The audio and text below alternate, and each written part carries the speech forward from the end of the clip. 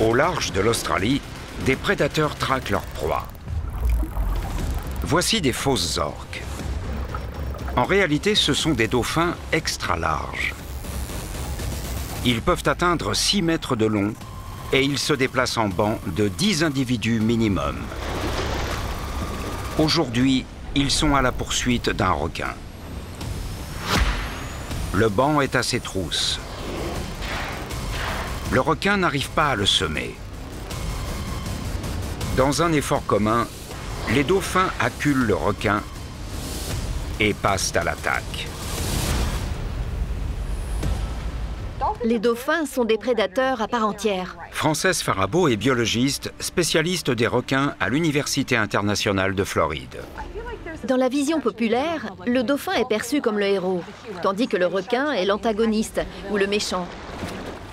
Nous ne comprenons pas tout de la relation violente qu'entretiennent les dauphins et les requins, et il nous reste tant de choses à découvrir.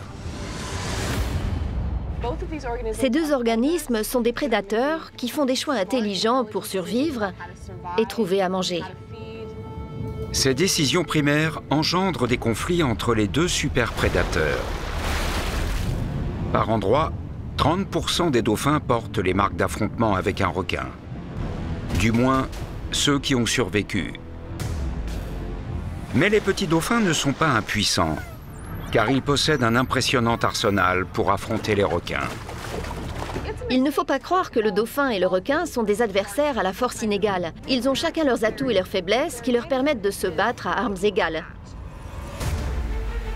Frances part en expédition pour comprendre la nature de la lutte que se livrent les requins et les dauphins.